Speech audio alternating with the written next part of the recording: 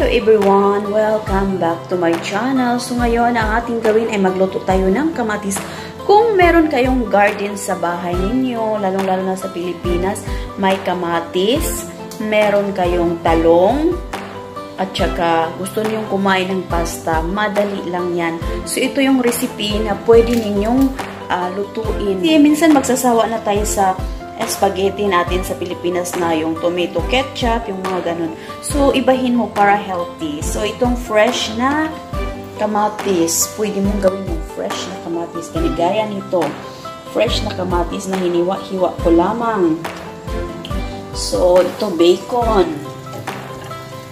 At saka, of course, kamatis na marami. At saka, kung bibili ka ng tona, pwede. Kahit tinapa, pwede na siguro yun. Or ito, tuna, at saka ito lang, tomato, at saka talong. Yung talong ay para yan sa pasta ko. Ito, magluluto na ako. Ayan.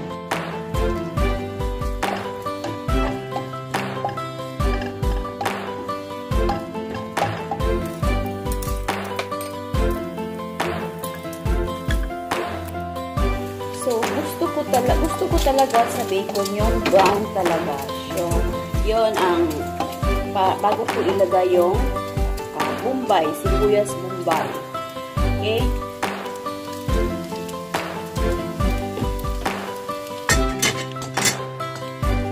So, brown siya.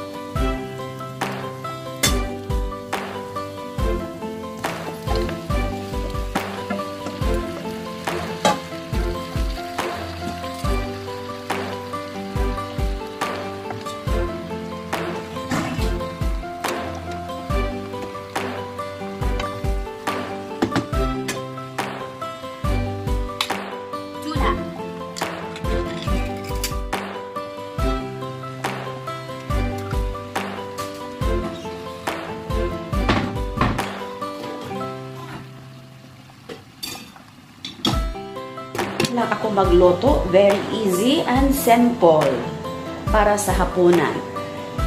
So, habang nag-aantay tayo, so itagdag ko na itong basil.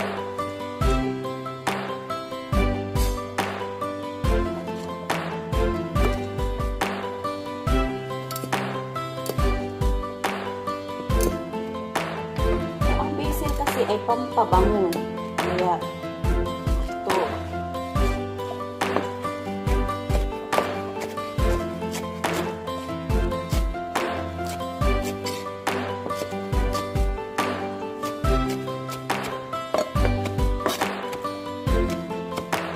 so, ito yung topping sa last.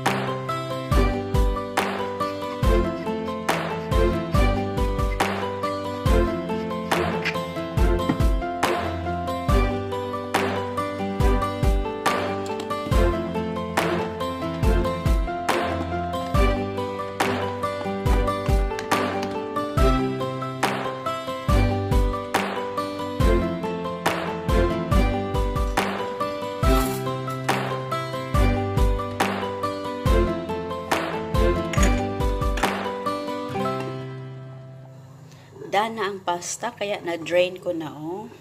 Okay?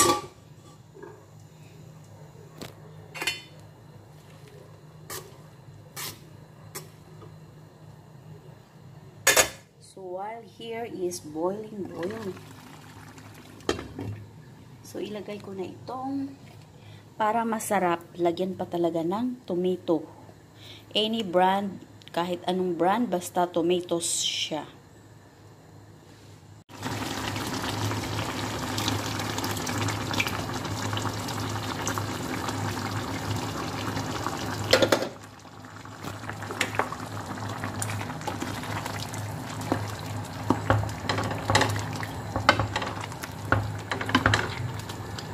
Favorito itong hapunan ng aking amo. Kaya madalas ko itong niluluto. Or kung meron kayong spinach, lagyan din ninyo ng spinach. Pero ako ayaw ko nang lagyan. Hindi sa'yo dahil ikaw ang nagluluto, ikaw ang masusunod. Kusina mo to. Parang ganun. So yun lang. At saka thank you for watching. Maluluto na siya. Maya't maya. Para sa sabaw naman mamaya, ito ang gagamitin ko. Egg, bean seedlings with egg. Ito, sabaw yan ha. So ito ay para siyang kakaibang uri ng halaman. So parang tawgi sa atin na tumubo ng mataas. Okay? Yan, sabaw yan.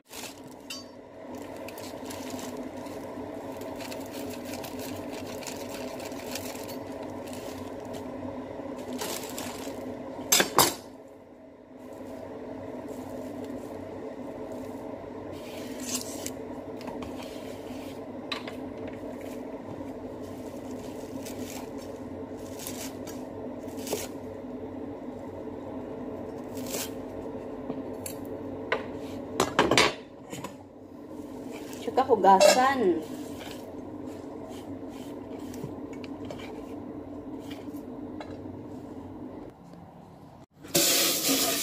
So, hugasan muna natin ito ng maigit para malinis. Ito na yung ahos. So, kailangan ko pang tanggalin itong nasa gitna. Because request ng amo yan na ayaw nilang kainin yung sa gitna. So, I have to take it out. Ang gagawin ko is gagamit ako ng toothpick para matanggal itong nasa gitna. Ayaw din kasi nila na masira ang shape ng ahos. So, yun. So, itong ginagawa ko is tinatanggal ko lang itong mga madudumi.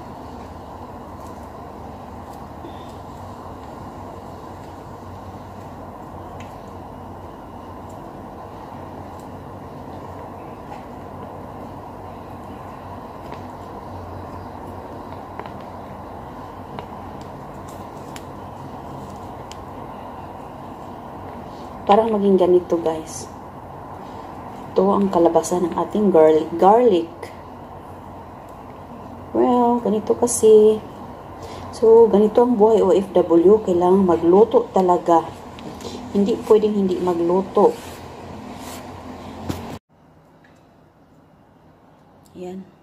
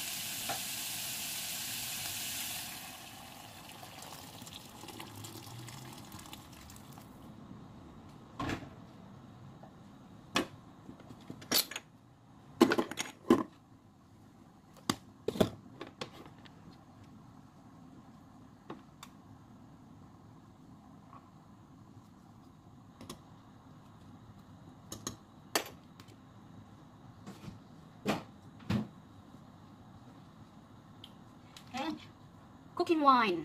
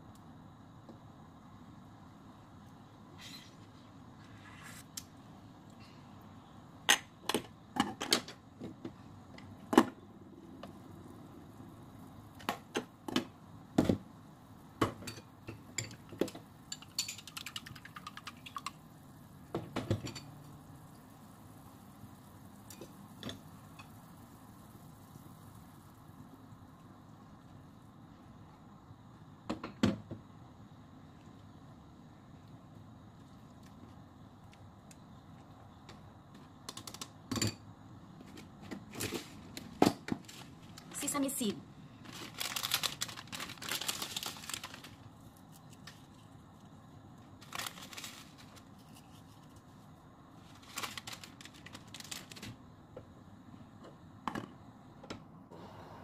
Ayan na. Tapos na rin yung ating sabaw. Oh, very easy. 3 minuto, 3 minutes lamang. Luto na siya. So, kahit na anong veggie ang gusto ninyo, lagyan ninyo ng egg na ganyan. Make sure lang na pag naglagay kayo ng egg, ay kailangang nagbo-boil talaga yung water niya para pag ganito yung itsura niya. Parang ganyan-ganyan yung mga itsura niya. Kasi kapag hindi boil yung water, para siyang nagme-melt. Okay? So, yun lang. Thank you. Tsaka ready nang mag-serve ako nito mamaya. Okay? Okay, ganito na. So, i-mix lang natin.